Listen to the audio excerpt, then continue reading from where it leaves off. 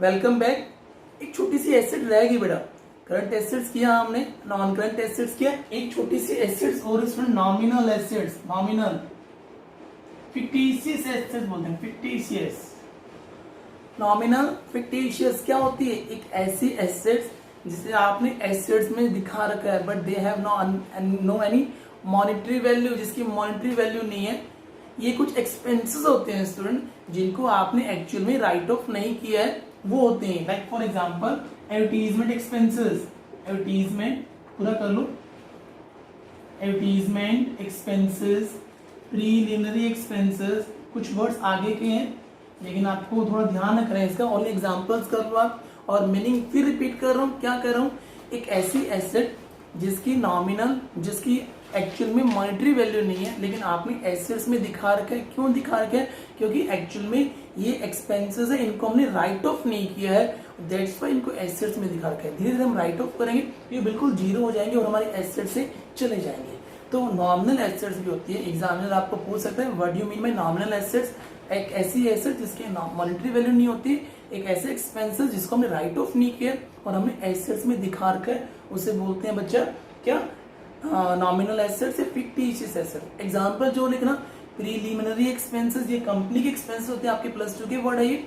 Advertisement, आपने अपनी company की एड की है, काफी सारा पैसा लगाया और इसका बेनिफिट आपको 4-5 साल तक मिलने वाला है, तो ये भी आपका एक जो राइट ऑफ नहीं किया वो एक्सपेंसेस है।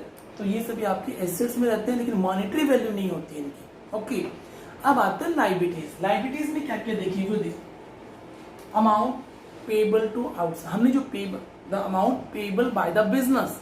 लायबिलिटीज का मीनिंग बता रहा हूँ student, amount payable by the business that is called liabilities. Repeat कर रहा हूँ, amount payable by the business that is the liabilities.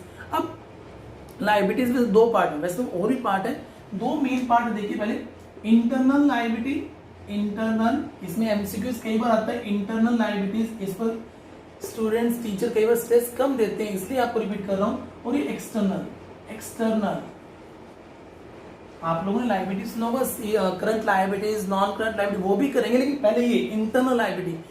ऐसी लायबिलिटीज, ऐसी अमाउंट जो बिजनेस ने बिजनेस के अंदर वाले लोगों को देनी है, लाइक ओनर को देना है, जो पैसा ओनर को पे करना है, like capital, this is the internal liability. और जो पैसा बिजनेस के बाहर देना है, like creditors, bank loan, that is the external liabilities. समझ में आया बेटा?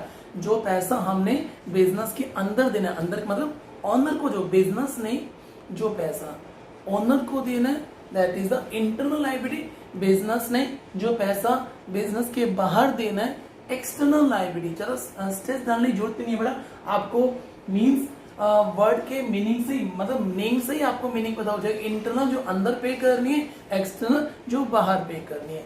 समझ में आ गया बेटा आपको? अब देखिए स्टूडेंट, आपका लायबिलिटीज को आगे फर्दर दो पार्ट्स में और डिवाइड किया गया, वो देखिए बेटा। वो मीन है आपका, कई बार एमसीक्यूज में आता है कैपिटल क्या इंटरनल लायबिलिटीज है या एक्सटर्नल लायबिलिटीज है या फिर करंट एसेट्स है या फिर नन ऑफ द अबव। तो आप देखो कैपिटल इंटरनल लायबिलिटीज है और क्रेडिटर एक्सटर्नल लायबिलिटीज है। लायबिलिटीज को फर्दर आगे दो पार्ट्स में डिवाइड किया गया, करंट लायबिलिटीज, करंट लायबिलिटीज और non current liabilities, non current liabilities. Current liability बिल्कुल सिंपल है, एक ऐसी लायबिलिटी जिसकी पेमेंट आपने विद इन 1 ईयर में करनी है। क्या बोल रहा हूं? एक ऐसी लायबिलिटी जिसकी पेमेंट आपने विद इन 1 ईयर में करनी है, that is the current liabilities. Example जरूरी है, क्रेडिटर्स, बिल्स पेबल, इनको कंबाइनली हम ट्रेड पेबल बोलते हैं, trade payable,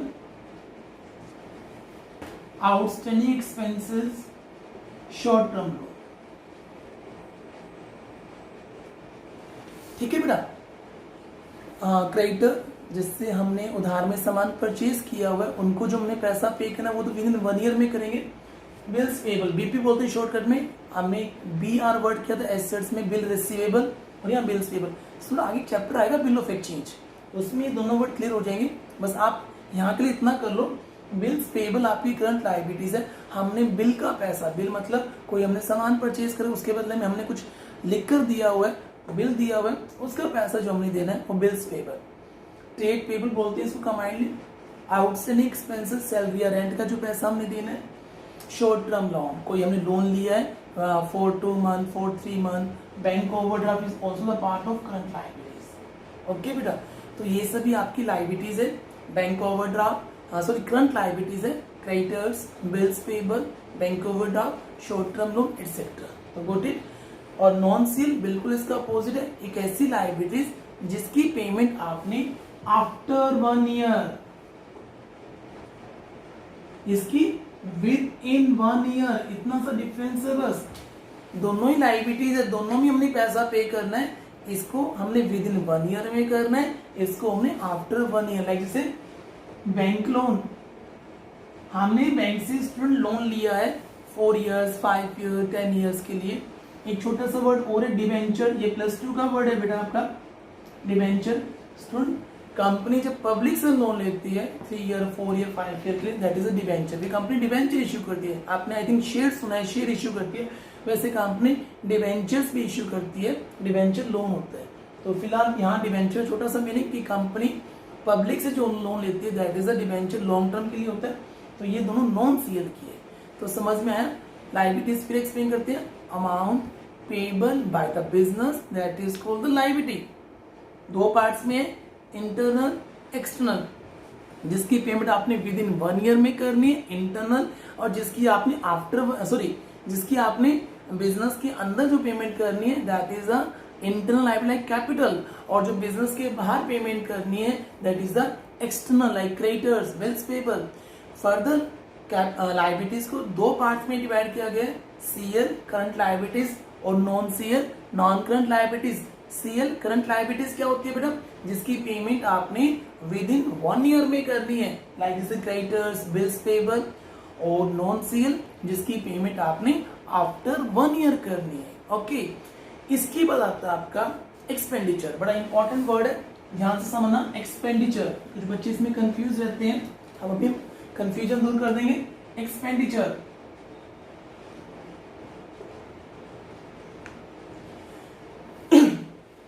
any disbursement of cash is called expenditure, any decrease in cash is called expenditure। Cash का कम होना आपसे, आपकी पॉकेट से, मतलब बिजनेस की पॉकेट से, बिजनेस के कैश बुक से पैसा जा रहा है, that is called the expenditure. Okay, मतलब आपकी पॉकेट से पैसा जा रहा है। एक्सपेंडिचर 2 टाइप का होता है बेटा, रिवेन्यू, कैपिटल। जो एक्सपेंसेस आप डे टू डे के करते हो, जो एक्सपेंसेस आप डे टू डे के करते हो दैट इज कॉल्ड रिवेन्यू। कुछ बातें लिख रहा हूं डे टू डे के, जिसका बेनिफिट आपको उसी टाइम, मतलब विद इन 1 ईयर में बेनिफिट मिलने वाला है, विद इन 1 ईयर में। इन एक्सपेंसेस को हम ट्रेडिंग में या प्रॉफिट एंड लॉस में शो करते हैं। This expenditure does not increase assets value, हमारी एसेट्स की वैल्यू नहीं बढ़ाते हैं, that is called the revenue expenditure. समझ में नहीं आया? एग्जांपल देखिए बेटा, मैं आपको बताऊं। सैलरी पे कर रहे हो आप, रेंट पे कर रहे हो, इंटरेस्ट पे कर रहे हो, डे टू डे खर्चे ना, चाय का बिल, ये डे टू डे के, दैट इज द रिवेन्यू। इनका बेनिफिट, आप सैलरी, एक वर्कर ने आपसे, आपके पास काम किया, एम्प्लॉय ने काम किया, आपको, आप उसी मंथ में, नेक्स्ट मंथ में, आफ्टर 2 मंथ सैलरी दोगे, तो ये विद इन 1 ईयर का बेनिफिट मिलता है। और इन सभी एक्सपेंसेस को हम ट्रेडिंग में या प्रॉफिट लॉस में, ये वर्ड नया आपके लिए, ये आगे चैप्टर में आएगा, ट्रेडिंग प्रॉफिट लॉस मतलब फाइनेंशियल स्टेटमेंट। तो ये सभी एक्सपेंसेस हम ट्रेडिंग या प्रॉफिट एंड लॉस में शो करते हैं, और इन एक्सपेंडिचर से हमारी एसेट्स की वैल्यू नहीं बढ़ती है, ये डे टू डे की है, दैट इज द रिवेन्यू। दूसरा आता है बेटा कैपिटल एक्सपेंडिचर, ऐसे एक्सपेंडिचर जो डे टू डे के नहीं है, जिससे हमारी एसेट्स की वैल्यू बढ़ती है, इनको बैलेंस शीट में शो करते हैं। Increase assets, long term benefit, long term benefit देते हैं हमें, और not day to day, not day to day. समझ में आया? कैपिटल एक्सपेंडिचर स्टूडेंट वो एक्सपेंडिचर है जो डे टू डे की नहीं है, जिससे आपकी एसेट्स की वैल्यू बढ़ रही है, फिक्स एसेट्स की वैल्यू बढ़ रही है। इन एक्सपेंडिचर को हम बैलेंस शीट में शो करते हैं, लॉन्ग टर्म बेनिफिट देने वाले हैं, that is called the capital expenditure. Example देता हूं बेटा, आपको समझ में आ जाएगा। यहाँ का क्या था, सैलरी पे करना, रेंट पे करना, इंटरेस्ट पे करना, और यहाँ का क्या है, फर्नीचर परचेज कर रहे हो आप, बिल्डिंग परचेज कर रहे हो, फर्नीचर परचेज में पैसा जाएगा आपकी पॉकेट से। आपने 10,000 का स्टूडेंट फर्नीचर परचेज किया, कैपिटल एक्सपेंडिचर। आपने 10,000 का बेटा मतलब सैलरी पे की, रेवेन्यू एक्सपेंडिचर है। जो फर्नीचर परचेज किए वो डे टू डे का नहीं है, बार बार फर्नीचर परचेज करने वाले नहीं हो। ये फर्नीचर का बेनिफिट आपको लॉन्ग टाइम तक मिलने वाला है। इसे हम बैलेंस शीट में एसेट्स में शो करते हैं और इससे आपकी एसेट्स की वैल्यू बढ़ती है। अच्छा एक बात और है, फर्नीचर परचेज किया कैपिटल है, और फर्नीचर को परचेज करने में यदि आप कोई पैसा खर्च करते हो, जैसे कैरिज पे करते हो, रेंट पे कैरिज पे करते हो, वो भी इसी का पार्ट है। आपने बिल्डिंग की रिपेयर करवाई है, रिवेन्यू एक्सपेंडिचर है, लेकिन बिल्डिंग पर एक रूम बना दिया, बड़ी रिपेयर करवाई, जैसे बिल्डिंग की वैल्यू बढ़ गई, कैपिटल एक्सपेंडिचर है। आपकी स्कूटी का एग्जांपल देता हूँ, बाइक का एग्जांपल देता हूँ। आपने बाइक की अपनी मंथली या 2 मंथ बाद जो सर्विस करवाते हो, 200-500 रुपए लगते हैं आपके, वो आपका रिवेन्यू है, वो डे टू डे का है। लेकिन आपने स्कूटी की सर्विस प्रॉपर करवाई है, टायर चेंज करवा लिया है, इंजन चेंज करवा लिया है, 5-7 हजार रुपए लगा दिया है, तो ये कैपिटल है, क्योंकि उससे आपकी बाइक या स्कूटी की वैल्यू बढ़ जाएगी, तो ये आपका कैपिटल एक्सपेंडिचर हो गया। तो ध्यान रखना स्टूडेंट, 2 मीन है, रिवेन्यू और कैपिटल। एक और आता है बीच में इसके, deferred revenue expenditure, DEFERRED, deferred revenue expenditure.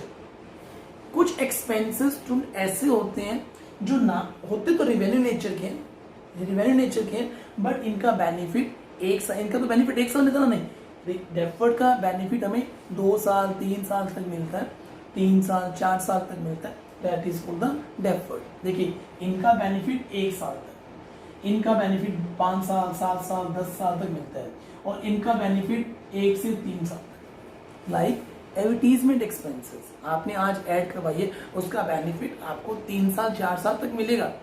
ऐसा कैसे, देखिए छोटा सा एग्जांपल है, ये कई बार बच्चों को समझ में नहीं आता, मैं आपको एग्जांपल से बताता हूँ। आज एक कंपनी ने टीवी में ऐड की वॉशिंग मशीन की, आपने ऐड देखी, आपको वॉशिंग मशीन देखी आपने, आपको रियली वो वॉशिंग मशीन काफी अच्छी लगी, आपका लेने का मन है, टीवी वाला कंपनी ने पैसा खर्च कर दिया उस पर ऐड पर, आपका लेने का मन है, लेकिन ऑलरेडी आपके पास वॉशिंग मशीन है अभी, लेकिन अभी आप परचेज नहीं करो, ऑलरेडी आपके पास है।